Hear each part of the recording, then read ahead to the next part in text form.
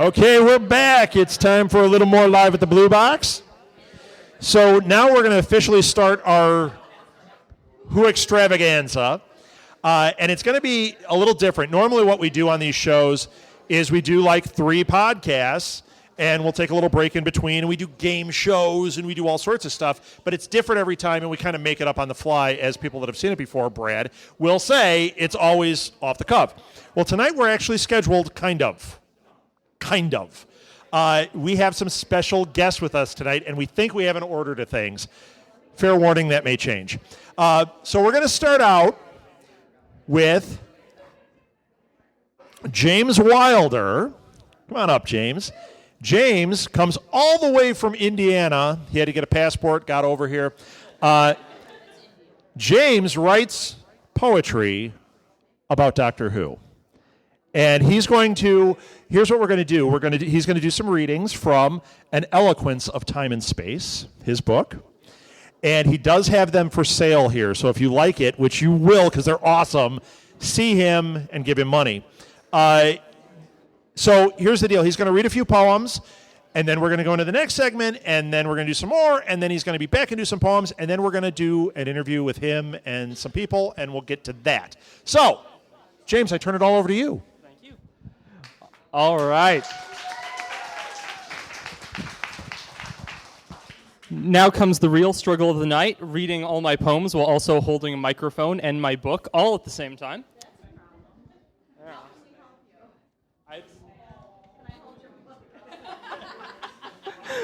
I'll manage somehow. Well, they're filming me. I'll look. Do you have a mic stand? Okay. All right, well, while they get the mic stand, I will awkwardly get off to a start here. So, why not start at the beginning? Let's start off with an invitation to adventure. Did you ever see the stars? Oh, I know you did, and I know you do. They're always up there, except when the phalanx turn them all off. But never mind that. There's places to go and wonders to see.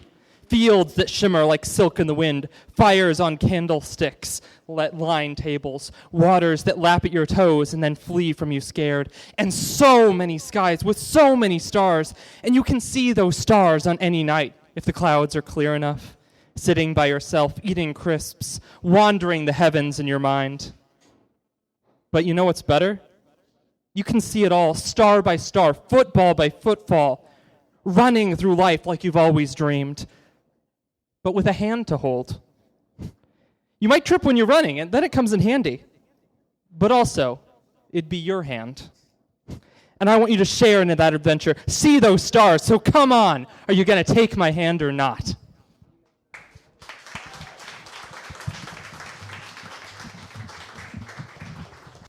Now let's actually do some poems about some episodes. Continuing again from the beginning. So let's go back to 1963. An unearthly child.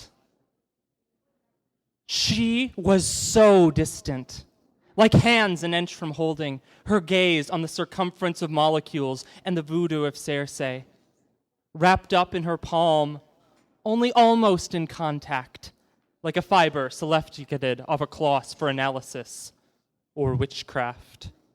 She hurtled through my birth and death and chuckled at my protoplasm, taking lunch with Darwin and tea with Moses on a casual Sunday and tomorrow. She slipped through our fingers, unable to be grasped, out of reach, but never once out of time.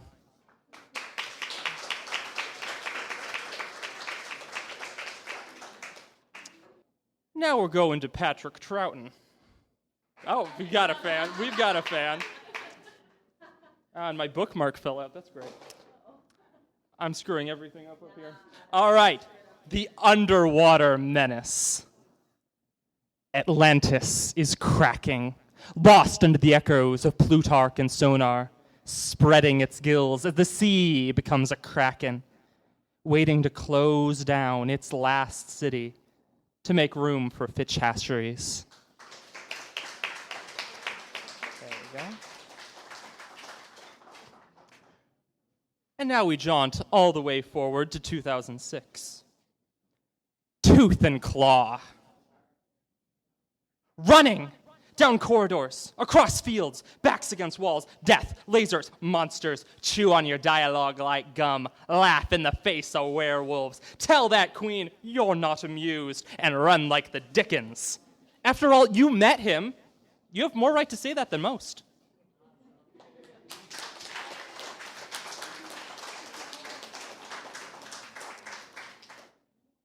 All right, now here's the last poem for this little set here. This was an episode that they just recently found sitting around in Africa. The enemy of the world. You're so full of your own intent, sunning on rocks by the riverbed. I thought I'd return the compliment. Somehow I see you with imminent faces, but the looks don't mask the depths of that head. You're so full of your own intent, Chernobling notions with hunkering bases. Such a clever man for so many dead. I thought I'd return the compliment. But how many sleeves shave how many faces? Can you keep the world or your own mouth fed? You're so full of your own intent.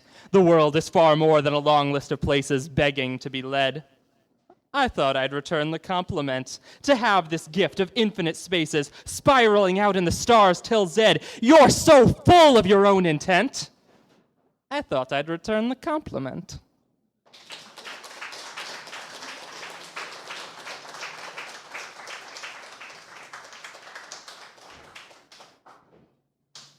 All right, thank you, James. He will be back with more poems. I think those are so cool. Okay, we have another guest. Another special guest who's been with us before, but not as a solo artist. We have Ronen Kohn from Time Crash, who's going to do some solo acoustic for us. Let's give it up. So hey everyone, if our time streams have not crossed before, my name is Ronen and I'm a member of Time Crash. We are a rock band based right over here in Chicago. Usually there's 5 of us, but today it's just me. And I'm going to be coming up doing some songs from our album, Regeneration, and a few other things. So this... and I do, yes. On that table, right over there. Come see me for pins and CDs and lovely conversation. So, this first one is based upon one of the more recent episodes, and it's called No Place Like House.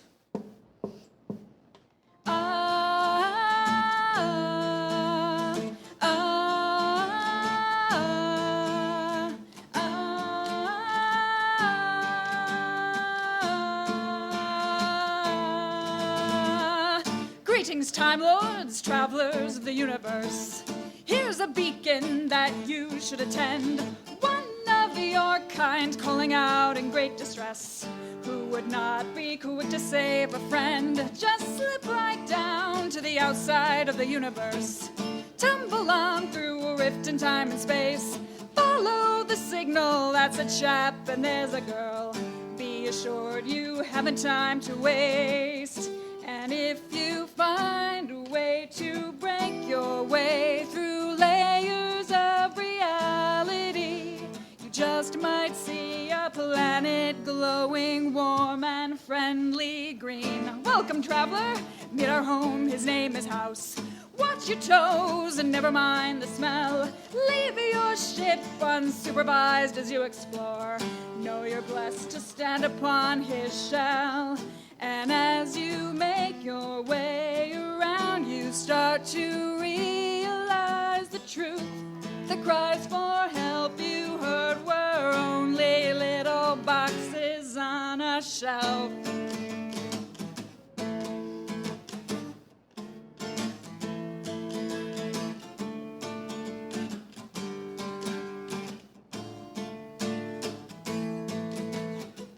So sad we had to fool you, but you'll find that House he does provide. With enough parts, the right repairs, you can stay here for years and years.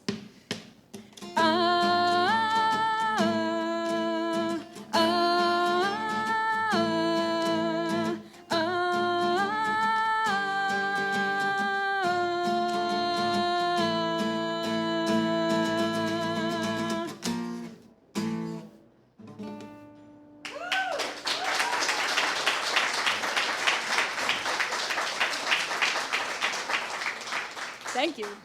So before Time Crash became a thing, I recorded some solo stuff, and I like to say, when I'm talking about how the band came to be, that I realized I was secretly writing songs about Doctor Who because I was just so obsessed with the show.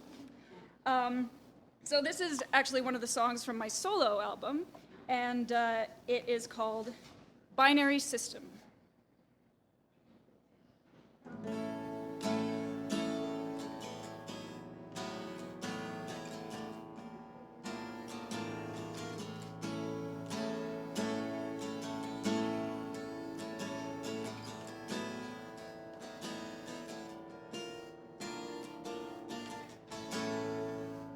Then we met, and what came before I cannot quite recall. Somewhere we caught our attention, somewhere there was a spark. We had little choice in the matter. We were pulled into each other's gravity like stars that were passing in the dark. And when we dance, it's like everything just fades away to black.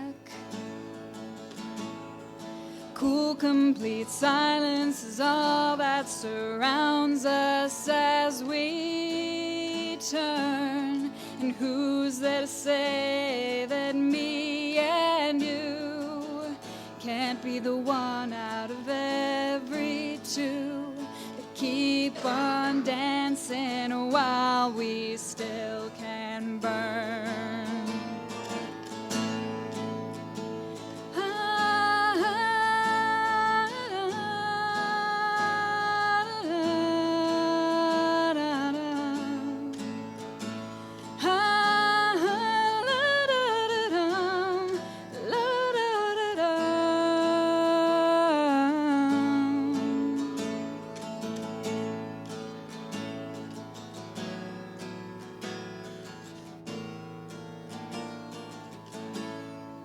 So we spin around each other, gravitational lovers. We've survived oceans and deserts and distance lasting days, and the one who leaves, they always come back, swiftly gliding along the track that leads them to the light of love's bright blaze.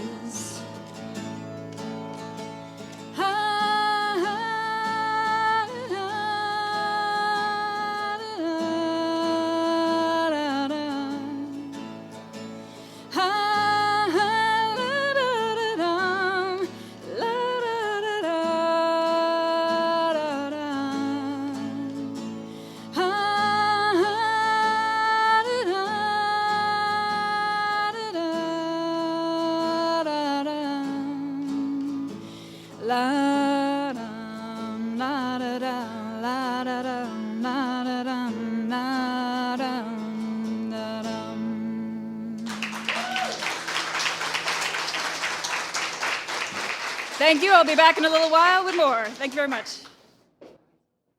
All right, thank you, Ronen. That was awesome. Thank you. And Ronen will be back with more music. That was cool. Usually it's the full band. It was really special, so thank you again. Okay, the next segment we're going to do is a little different. We're going to do kind of an interview. What should we call it? Input Junkie Doctor Who edition? All right. So what we're going to do is we're going to have JB Atherton up here. Did I say your name right? Yes, you did. That's a win. And JB, we'll sit back here like we normally do. Juggling microphones. Okay, so JB, well, we'll sit down and then we'll talk. Perfect. Okay. So Hello. we invited JB out to the Blue Box tonight because JB is a Doctor Who podcaster. What a novel idea. Yeah, that hasn't been done before about 10,000 times. Yeah. And JB, what podcast do you do? I am the host of the Who 37 podcast, which is recorded at my apartment in Chicago. And it's usually just you most of the Usually time. it's just me, yes. I'm one of So the... you're that guy. I'm that guy. I'm one of those guys. Yeah, okay. There's a few of them. I think most of the one-person podcasters that are Doctor Who are in England. I think I might be one of the few in America that do it. Because usually, for a Doctor Who podcast, you usually have 2 or more people.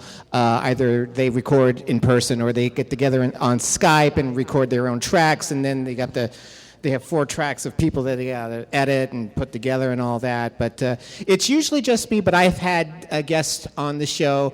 I guess my concept of the podcast is I set it up like to be like Doctor Who itself, because it's the show Doctor Who is so many different things. You know, from episode to episode, it can be comedy one day, it can be the next week can be drama, next week can be sci-fi, totally scary or funny. Sometimes all at once. Right. So I like to vary it up, and I like to try to do things a little bit differently, because there are a lot of Doctor Who podcasts out there, and a lot of them are really good. I listen to as many of them as I can. I mean, there's just so many of them out there. Yeah, I think there's a little fandom for Doctor Who. Am I right? Little bit. This completely blows me away, because I have been a fan of Doctor Who since 1983, 84. Okay. I'm an old school guy. And I remember the moment when I realized that the show has really exploded. I was actually on my way home from work. I was on the L. Okay. And I saw this little kid, and he was playing with a sonic screwdriver. Get out. And Wait, what year would that be? Oh, this was like a couple years ago. Yeah, a few years ago. Probably, I think Matt Smith was So it was in that the role. era, but you saw the kid playing with the song. But I would never thought in a million years I would see a kid playing with a Doctor Who toy. Right. That was just, because for me, Doctor Who was like a weird cult show that was on. I'm originally from southern Illinois, actually close to St. Louis, Missouri. Okay. And Doctor Who would be on Sunday nights at 10 o'clock. You're speaking my language, man. Yeah. Because I probably started about the same time you did, and it was Channel 11 here, which is PBS. Channel 11, 10 o'clock Sunday night. Tom Baker hitting my TV was the sweetest thing with his jelly babies and his scarf. It was the greatest. And then they would show Monty Python afterwards, and that was just too much. I was all BBC'd up before I even knew what the BBC was. I don't know if they had it here in Chicago, but usually after Doctor Who, because I watched it on Channel 9, after Doctor Who, they would have Jack Horkheimer's Star Hustler. No, what's that? It was actually Is it like a sci-fi show? No, it was based I out. got excited there. It's an astronomy show. It's like a 5-minute show. It was done, I think, out in Florida, and it's this guy named Jack Horkheimer, Star Hustler. Wait a minute. And I gotta write this down. his catchphrase was "Keep looking up," and he would just basically every week he would talk about astronomy. And Jack Horkheimer? Jack Horkheimer. He's dead now. He's been dead for some years now. Jack Horkheimer's. Look him up on YouTube. You can probably find him. I'm so looking it up. Yeah, does anybody here know who Jack Horkheimer is? Yes, that guy knows. How about you, English? How about you? You don't know? No, he's Okay. based. I think You know him? Yeah. Yeah, and he would basically be on a blue screen, and he'd basically be out in a store field, and he'd be like telling him like which constellations you can go out and see, So that he's week. Kind of like Carl Sagan with the "There's a million stars." Well, and it's that was a terrible impression. It's basically because it was on PBS. It was educational, and it encouraged people to go out there, and I'm sure a lot of astronomers got their start by watching Jack Horkheimer. And Now wait, was he a BBC thing? No. This was based out in, I think, Florida. Wow, I didn't know about this. So you know about it? Yeah. Wow, you know about it. It was carried by, I think, probably a lot of PBS stations. I don't know if they had it here in Chicago This guy's or been not. like lost to time. Brad, you were here in Chicago. Did you know? No. And you watched you snuck and watched Doctor Who and Monty Python on Sunday and that would be like nights. the last thing they would Yeah, have you did. on before they would go off the air. Because back in the 80s, you get, after that is like static, Yeah, right. Yeah, remember that? Like it would play the They would play national anthem. and then it would go to static. And Yeah. then it'd be like, how long before TV comes back? My only friend. Yeah, and then when it comes back on like 5 in the morning, and it'd be like the test pattern. Yes, and you'd watch the test pattern Right. until a TV show came And then it'd on. be like news or review at like at No 5:30 wonder we a.m. have brain damage. I mean, really, what is wrong with us? It's like. And you watched it. Did you ever watch? Okay, this is going to show. This is embarrassing. Did you ever watch? I'm asking everybody. Into the test pattern, and then it went into the snow, and wait because just by chance something might come on. Because I remember like porn or something. No, that was on TV, and my dad had a box that was pirated, and it had on TV, and you could watch it with the line. Yeah. But no, Porn. when it would go to the static, I would leave it on And see patterns and like wait. like the magic. Look at those magic eyes. It's a sailboat. I was hoping that they would make a mistake and put like the Kenny Everett show on like at 1 a.m, and I'd be like, yes. Yeah. There's going to be something. Well, you had this. I know this. This is like Chicago Doctor Who lore. There was the one night where I think it was Horror Thing Rock was playing, and then someone sabotaged the signal, and it was basically Yes. went to static, and then it was a guy in a Max Headroom mask. Yes, the Max Headroom incident. Yes. You can actually go on, I don't know if you guys know about this, but you can go on, I think it's on YouTube. Yes, it is. You can see this. A guy in a Max Headroom mask popped up during Doctor Who. Yes. And said some weird, crazy stuff, and Yeah. that was it. That was it, and they never found out who did it. It's so weird. Yeah. He was like the first anonymous, I guess so. Yeah. but like with absolutely no point. No point at all whatsoever. remember Max Headroom, though? And the sad thing was, a lot of people thought that was part of the show. Well, you know what? Those early Baker ones, it could have been part of the show. Yeah, it could have We're just been. going to switch over to this now. Yeah. Wow. So, yeah, in fact, I think I got it wrong. I think it was Doctor Who. Correct me if I'm wrong. I think it was Monty Python came on at 10 here. Okay. And then Doctor Who.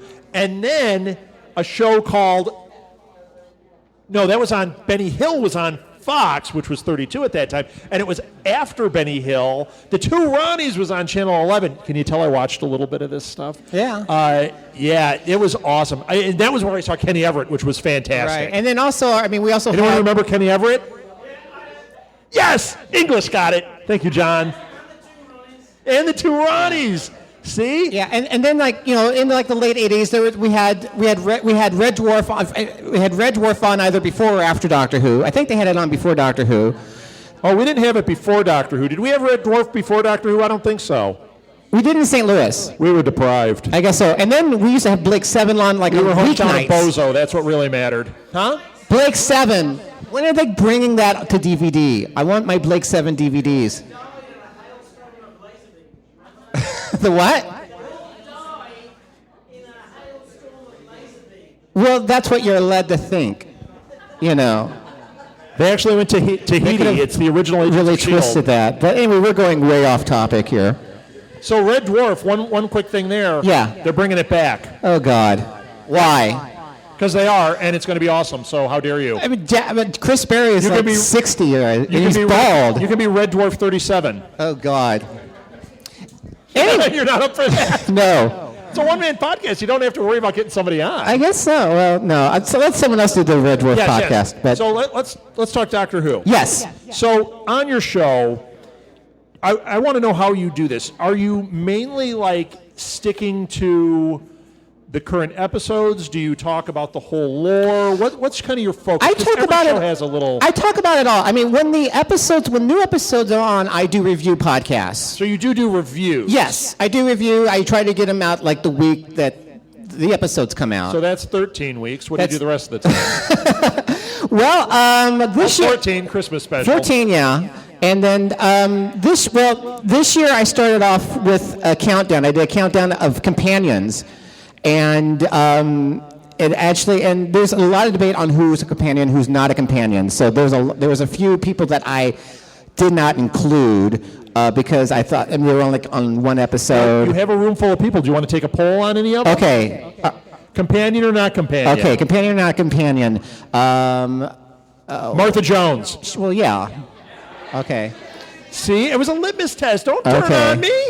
Okay, what? Okay, so what about the what's her name? The character that Kylie Minogue played. Oh, she's not a companion. No, she was not on the list. No, she wouldn't, right? Am I right? Yeah, she was in the Titanic episode. The Titanic episode. Mr. Valakalaka. She's a one-time character. Yeah, one time. A lot of people say that Grace from the TV movie was a companion, but Yes. no. Yes, and I'll tell you why. No. Wait, dude, I'll tell you why. Because they said that that movie did become canon. It did became canon, but she was she's- only on one episode of it. That doesn't matter. She was a companion there. Did she go to Mars? Did she go anywhere like in the past or in the future? I'm sorry, no, she's not.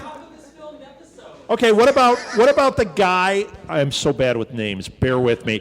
The guy who has the TV show now that was on Wrong Man's, and he's got blonde hair and he looks like Kevin James, but he's not obnoxious. And I think he's Craig? funny. Kilborn? No. No, Craig. No, his character's name was Craig in Doctor Who. Yeah, he was the dad, right? Yeah, James. James Gordon. Yeah, James Gordon. Give her a car. Your car. Corden. Give her a car. Corden. No. Yes. No. Is he a companion? No. Is he a companion? No. Is he He's a companion? recurring character. There is a difference. Okay. Everybody that thinks he's a companion, move to this side. The other move to this side. Lock the doors. We're having a cage match right here. I'm kidding. Yeah. What the? You missed it, Chris. What the? Blue box turned ugly. All right, we're gonna turn the purple Dalek on all y'all. Yeah. Hey, speaking of that, did everybody notice the purple Dalek Yes. in the room? Let's hear it for Nigel. Very, very special. Yeah, guy. later he's going to Thank come on you and he's for going bringing him. Later he's going to come on and he's going to sing "When Doves Cry." It's going to be real exciting. When doves cry. And he's going to bake a cake with his whisk. Yes, he does. Oh yeah. Oh, and he moves. Oh my God, he moves.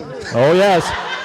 We could have used you a couple of years ago on the Doctor Who play that I was in, which we'll talk about. We'll talk about that. Yes, in a little yes, bit. we will get to that. Okay, so did you have any other companions you wanted to ask about? No, but the funny thing about the story is that when I compiled the list, it ended up being 37 people on the list, and I swear to God that was not intentional. Okay. Because, let's... Right. And I must explain the name of the podcast because people are thinking, Yeah, where's... please do. Okay, well, as you see, I have this license plate. This is a license plate I had back when I was a driver back in St. Louis. Okay. And this is an actual... That's an Illinois plate. It's an Illinois plate, yes. And when I got my own car, and of course... You okay? Okay. We're all good. Okay. So, of course, when I went to get my license plate, this is back in the days when a lot of people had vanity plates. You don't really see too many people with vanity plates nowadays. No. Well, you see them. They're like the 1%ers, I guess.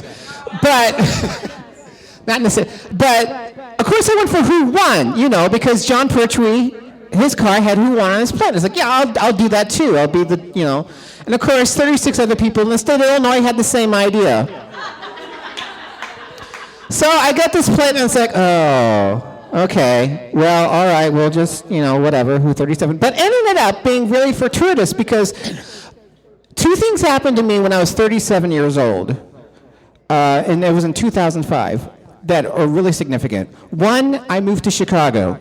Okay. And two, that was when Doctor Who came back. Well played. So I had this in my room, and also I had, when we had a condo, I basically turned a coat closet into a recording studio because I record and write my own music. And I had this on my wall, and I called my studio Who 37. And a couple years ago when I decided to start doing podcasts, trying to come up with a name with a podcast, and I thought, well, why not Who 37? Why not? And the fourth reason is that one of the major influences in me starting podcast is Kevin Smith. And if you're familiar with the works of Kevin Smith, 37 is a significant number, and that's all I will say about that because this is a family podcast. Okay. I actually am very familiar with Kevin Smith, but I don't know what the 37 reference is. Watch Clerks. Okay. I will. Okay. I've seen it a lot. You know what? I don't remember anything. Okay. Yeah.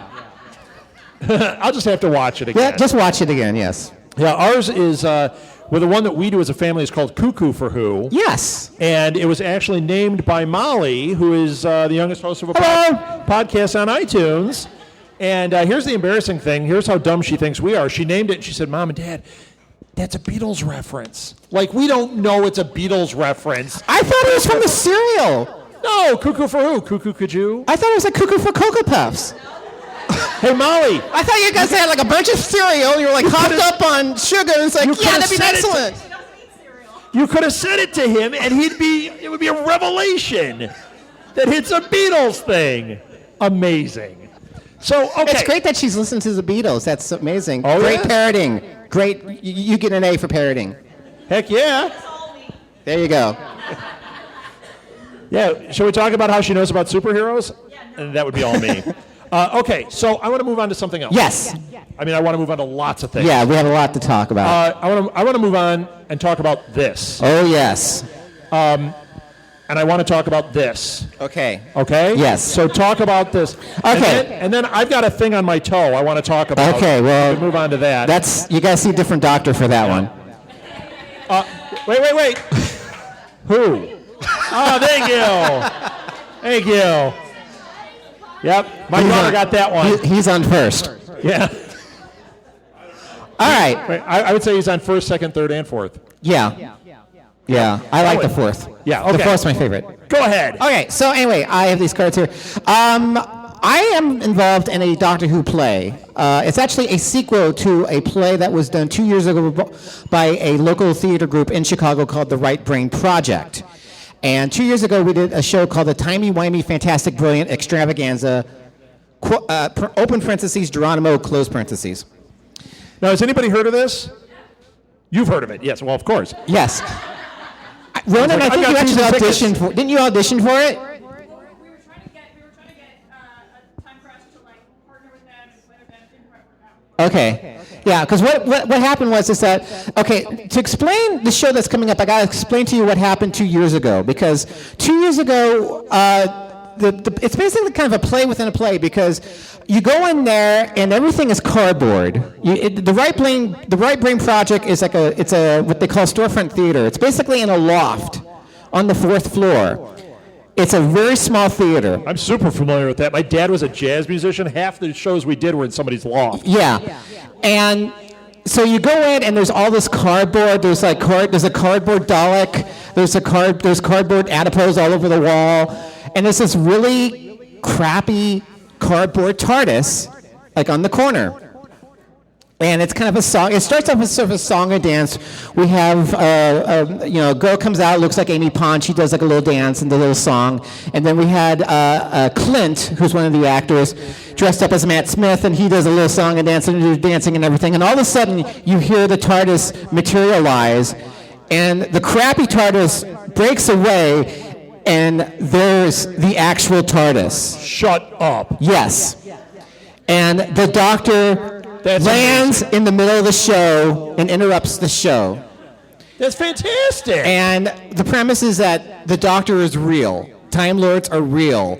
The show is based on real life because back in the 1950s, the Doctor had 2 traveling companions named Sydney and Verity. This is fantastic.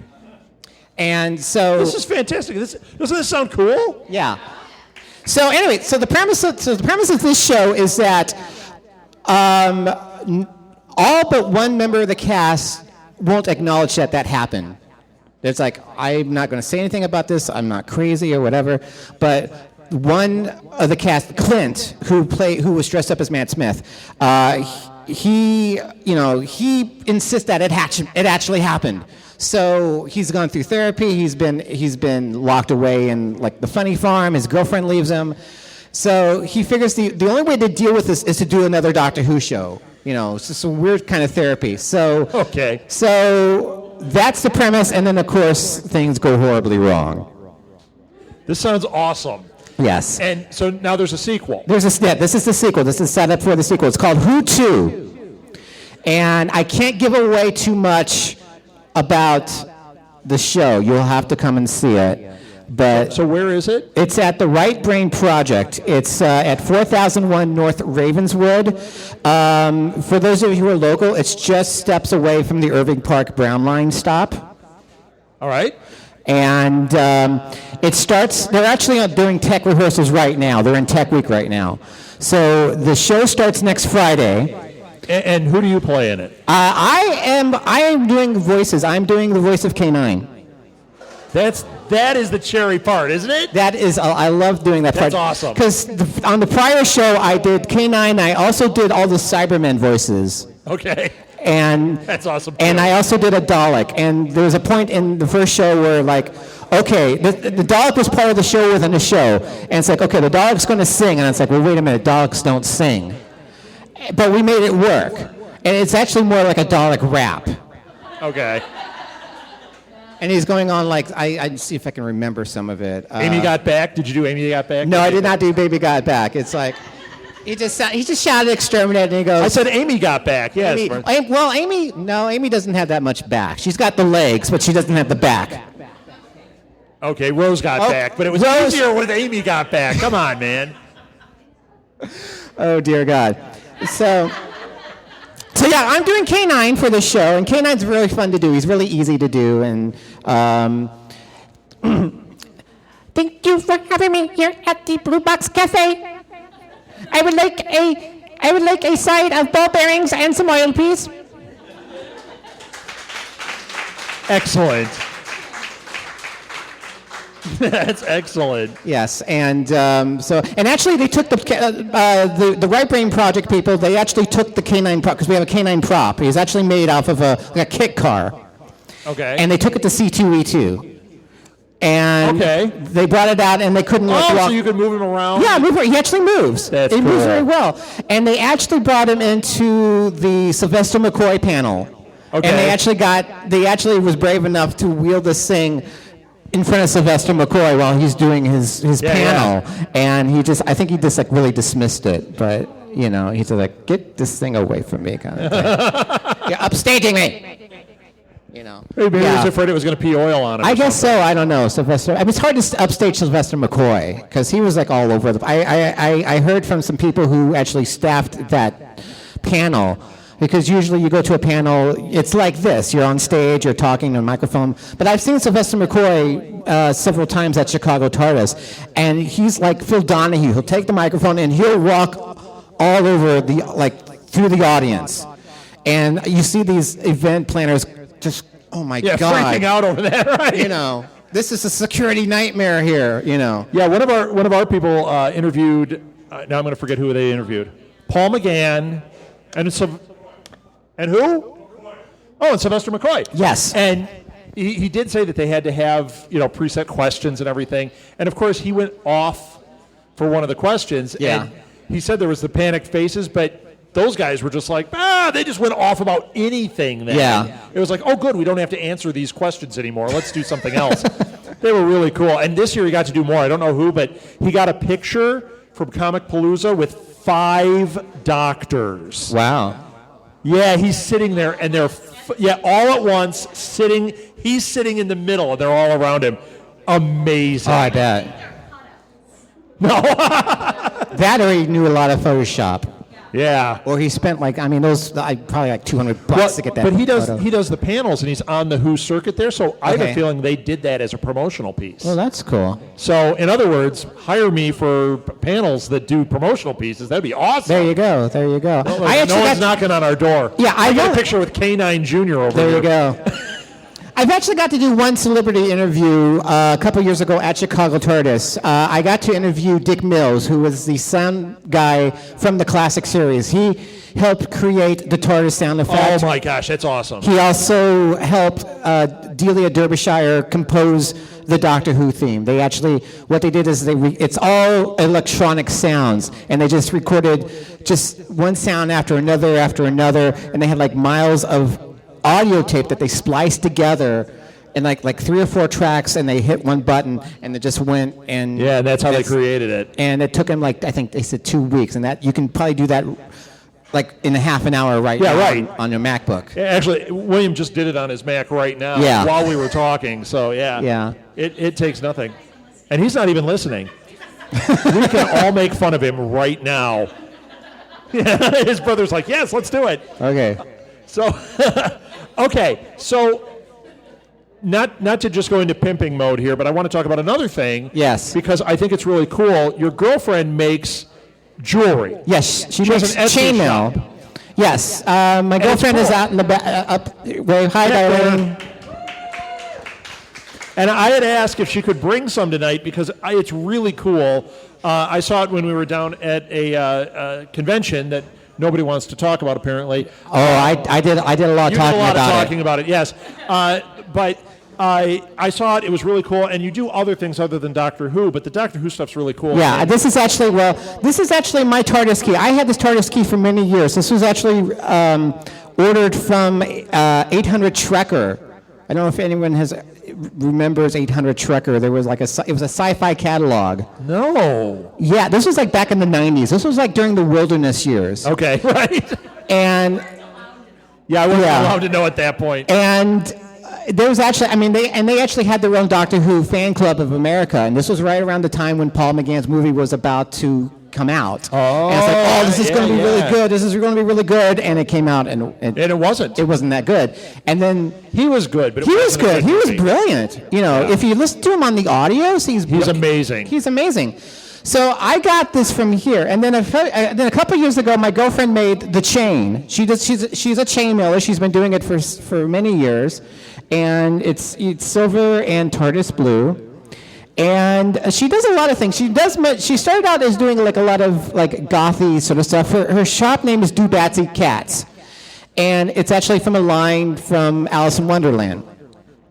And she does like a lot of goth and a lot of fantasy stuff. But a few years ago, she started doing fandom stuff. She started doing Sandman. She's a big Neil Gaiman fan. Yeah, Sandman would be a good line to do for sure. Well, you did something from like Hunger Games, right? Yeah, she likes to read post-apocalyptic young adult fiction. Sure. You know, and who doesn't? And she laughs at me when I watch the Sylvester McCoy episode. You know. Glass houses, my friend. All right? Pretty much, you know. We sort of respect each other. We do have a few fandoms in common. She is a big fan of the new series. She loves the new series. That's because it's all full of feels. It is full of feels. That's why she likes it, right? The new Doctor Who shows are all feels. David Tennant, you get all dreamy and gooey over him. He's got the white shoes, and yeah, I know. And that's something that I've had to really come to terms with is the feels, because it's like Doctor Who is just this weird cult show. Yeah, and when I'm watching it and I get misty, and I'm like, what is going on here? Yeah. Yeah, I've not. I mean, because I remember Father's Day was the first episode. I was bawling my eyes out. Yeah, the Vincent Van Gogh one is a killer. That one. And when Tom Baker came out on the 50th anniversary special, I was a blubbering mess. We saw it in the theater, and the theater, like it was just a flood of tears when he came out. It was like, oh my God! Yeah, amazing. It took me several. I mean, I can watch it now without crying, but like the first 2 or 3 times, and Darlene's like, "Are you okay?" It's like, oh. Yeah, I know, it's unbelievable, especially for guys like us that watched back then. I mean, Tom Baker was. I remember like standing at the comic shop when Marvel did the Doctor Who comics. Yeah. That was when they were all like Tom Baker. Right. It was actually based off the Doctor Who magazine that they published in England. The reprints. They're color reprints. And I remember standing at my comic shop when a new issue came out. It was the first time I had seen it, and I was like, oh my gosh! It was the one where his scarf was huge. It was like twisted around on the cover. You know which one I'm talking about? It was actually the cover of Marvel Premiere. It was actually his very first Doctor Who, very first appearance on American comic books. And I was freaking out over it. And I remember standing there and waiting, and I never saw anybody, but waiting like maybe somebody else will pick it up. And I can talk to them. Oh. You know what I mean? Like, I was just waiting, because I thought I was the only one out there. Well, what's really weird is that there were some kids in high school. I went to I lived in a small town, and the high school maybe only had 300 kids total, and that's including 7th and 8th grade. And you had some Whovians in there? Yeah, well, they had some, they didn't get into Doctor Who as intensely as I did. They just thought it was a neat show. It was kind of a quirky show. Right. But when I get into something, I really get into it. You know, Right. I was a big Star Wars fan. I was 9 years old when Star Wars came out. I was a perfect age for that. Oh, yeah. Yeah. Are you kidding me? I was 10. Oh, my God. That is the wheelhouse. And I was aware the show was on, but I dismissed it because I thought it looked really cheap, and it was on late at night, and I had to like go to school the next day. But when I got a little older, it was around it was after Return of the Jedi came out, and it's like, well, they're not going to make any more Star Wars movies for a while. And I started watching. I kind of got into Star Trek. I didn't really get into Star Trek that much. I mean, I like the movies. Well, at that point, the other series hadn't started. So No. At that point, where you're talking about, I had seen all the originals multiple times. Yeah. So knowing that at that point, I think there was like 25 years of Doctor Who out there. Right. It was easier to fall into that. Right, and then I just started watching it because I was like, well, what else is there to watch? And it took me about, I remember watching my first, I couldn't understand a word they were saying because everyone spoke in really heavy British accents and spoke really fast. Right. And I picked probably one of the worst times to jump in because that was Tom Baker's last season. And that was when the show was script edited by Christopher Bidmead, and he was sort of a scientist. He brought in a lot of scientific theories into the show. So it was almost like watching Carl Sagan. Right. Because it's like, I don't know what they're talking about. They're talking about charged vacuum and Breakmans, and they're talking about... Probably why I subscribed to Omni Magazine. I guess so, yeah. I'm like, Omni's awesome. But then, Doctor Who. But then, like a few weeks later, he regenerated into Peter Davison. And I was aware of the concept of regeneration because they said that, okay, well, he's going to change to this. I was like, I wanted to see how that we're going to do that. And I thought it was really cool. And then I kept watching and says, this is a weird little show. And then I think the first show that really spoke to me was Earthshock, which was like the Cybermen. Yes. And spoiler alert, Adric dies at the end. It's a great episode. And it's like, this is so cool. Yeah. And I love the 80s Cybermen. Yeah. My logo, this is my business card. My logo is a 1980s Cyberman. And cool. And on his we have a font. Yeah. What font is that? Does anyone know? What does that look like? Here's the sad thing, that's not the font we use anymore. Okay. We have a new one. Yeah, it's better than this. It's not Comic Sans. We all saw that episode of Orange is the New What was Black. everyone slamming Comic Sans? It was Orange is the New Black. They made fun of it on there. See, I use it just to be I'm a kind of a contrarian, you know. So one more time. So Yes. your girlfriend sells Yes. this. You have an Etsy shop, correct? Yes. So if you're interested in it, definitely see her because I saw it personally and it was really cool stuff. So I just wanted to say that. DoBatsEatCats.com. What was that? DoBatsEatCats.com. All right. We got it out there. Yes. Okay, so we don't have much more time. That's right. I want to jump into what you're thinking about this next season coming up. Have you been a Capaldi guy? Here's the thing. I like Capaldi. I don't think he's had much of a chance to really shine. He's not made that much of an impression on me just yet. The problem is, one, the writing, because I think, and I actually found out about this last night. Someone broke the news that Stephen Moffat is confirmed he's going to stay on for Series 10. Oh, really? Yes. And my didn't know first that. reaction was like, All right. Okay. Wow. because, I mean, we loved Stephen Moffat at the beginning. When he was under Russell T. Davis, when he actually had someone editing his script, and it's like, Yeah. maybe we should, do this. He was awesome then. He was awesome. And when he started When he's running the running show, the show- it was okay for a while, but then it just went completely off the rails. I still like it, but when you think about that last season with Matt Smith and the dinosaurs on Yeah, a on a bloody spaceship and you're like, you know what, the titles are great, but the episodes are lacking. I like them. Don't turn on me. I like them. Yeah. I liked the Capaldi ones, though. I had a lot of fun I with have some problems with, I think that a lot of things were resolved well. we still haven't resolved the Clara paradox. No, I don't think they're going to until a new writer No, they're gets just in there. because that's one thing that really annoys me is that he'll set up these really elaborate things and then he'll just ignore them or he'll hand wave them. Right. Like he can't figure out. He's too busy puzzle writing. He can't solve the puzzle himself. And I mean, I'm a sci-fi geek.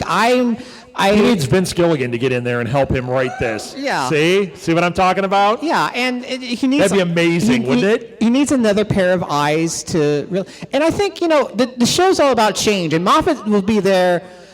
He's he's been there almost 5-6 years now, and no one else. I mean, except for John Nathan Turner, who was there throughout the entire '80s, and in the dark days of John Nathan Turner back in like '86, '87, '88. Yeah, right. When no one was not even the BBC didn't care about the show. They were trying to actively take it off the air.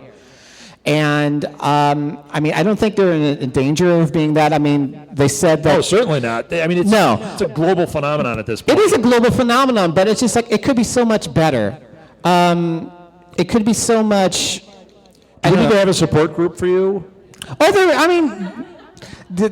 Trust me, I go online and I bicker amongst other fans. I believe it. And I vent about it on my podcast. I think I've heard that. And just to warn you, my podcast is not family friendly. I do swear a lot on the podcast. I was actually I think I was at the old. Edward, you're not allowed. Yeah. It's really sad because it's like I don't want to be that guy. I don't want to be the guy who's always ragging about Doctor Who. You love Doctor Who. I love Doctor Who. But you know what? I get that. I get that. When it's like, okay, I might get booed on this one, but with Avengers 2, I'm the one guy when I saw it went, I think Joss Whedon's done. I think I'm done with Joss Whedon with this. And people are like, Joss Whedon's the greatest thing ever. I'm like, you know what? Yeah, I like Joss Whedon, but I think he's done with that universe. Move on. Let's get somebody new in there. Well, no one's perfect. Here. But no one's perfect. I mean, I thut Joss Whedon. There's only so many stories you're going to tell in that universe unless it's your own. I'm also a big Buffy the Vampire Slayer fan. Sure. And I think that's... But those last couple seasons... Yeah, because, Willow addicted to magic? What was that all about? Yeah. Because that's a frustrating thing, because they set it up way back in like series 4 or series 3 that, Willow, you better, be careful because these dark magics you might, you have to be controlled. And they turned it into like the ABC, after school special. It's like, don't do drugs. She became friends with Sabrina. Take away, don't burn the candles. You might get addicted to something. Yeah. I don't know, but it was just really ham-fisted. Well, Nancy Reagan was the showrunner in the last couple seasons. So, are you going to start the 37 podcast? Is that what we're going to... I don't think you're going to get 37 as a license. No. I bet there's more than 37. There's 39. I don't know. Are there any Buffy out there? I'm actually thinking about, because I actually did threaten, like, if Moffat's still on, for Series 10, I was threatening to stop the podcast. I was like, I've had enough. But I want to. Are you making an official announcement? No, I'm not making an official announcement. I had a feeling you weren't. But I think I'm going to branch out to where, because there's other things I like to talk about besides Doctor Who, and I think I can fit that in. Torchwood. Torchwood's okay. You like to talk about it. Well, I'll talk about Buffy. Buffy. I brought. See. I'll work in Buffy the Vampire Slayer into, comparing, one plot point to another plot point. Because, I mean, it's very similar. I mean, that's how I think I got my girlfriend into it, because she got me into Buffy. Because I dismissed it as like, oh, this is just a stupid teen angst show. And then I actually watched it, and I was like, oh my God, the characters are amazing, the writing's amazing, it's clever, it's funny, it's heart, it pulls on your heartstrings. And this is brilliant. And I mean, Russell T. Davies had that in mind when he started Doctor Who again. It's like he's going to model it after Buffy. And sure. It was a successful formula. Sure. And, but no, I mean, for season 9, I mean, I'm hopeful for the fact that they're bringing back two-parters. Because so far, all the stories are all two-parters. And you need that much. You need to have two-part episodes to let the story breathe. Because I think a lot of the problem with modern Who is that they try to cram so many things at once, and things get lost. There are times that you're like, they rushed through this story for no reason. Yes, exactly. And it's like, and the Doctor then only gets to do quips. He's not the Doctor. And the Doctor's almost Capaldi's taking the back seat almost. I thought of Capaldi's Doctor as like the wacky neighbor. And Clara was like the star of the show. I mean, and then I was really incensed in the last episode when they had Jenna Coleman's name before Capaldi's, and then they had her eyes flashing across the time and space, and I thought, he's trolling us. Moffat is completely trolling us. Yeah. And he was doing that because that whole controversy is she staying, is she leaving? They did that. It got everybody whipped up. They leaked that intro weeks before, and it's like, oh, what's going on? Yeah, that's all that was. I don't know, but I think he was listening. It's like I think he was aware that a lot of people were upset about. Yeah, okay, let me just say the one thing I'm excited about. Yes. Osgood is going to be back, and I love Osgood. How dare you, sir? Okay. And I have Osgood 32, okay. so I'm ahead of you. And then I'm also excited. But the Master is back because the Master has got to be there. But that's the problem I have. Okay, Osgood died. The Master died. No, Osgood they're didn't coming die. back. Osgood didn't die. Okay, she could be a Zygon. It could. She is a Zygon, so she is not dead. Or they could drop in on her before she died. The problem is that you ruin so much of the drama because you can't get invested in. Well, that was a mistake in the writing. They didn't make it clear what was going on, and they wasted a great character there, in my opinion. I thought so too. I mean, I'm happy Osgood's coming back. I don't want her to be a Zygon. I want her to be Osgood, and I want her to turn out to be the Doctor's daughter or granddaughter, which she is. I would be happy. No, I would. She is. No, actually, no. Mark my words. She is. She is. Hold on. No. Why she is? Because in the 50th, she said, you heard it too. Oh, look at that.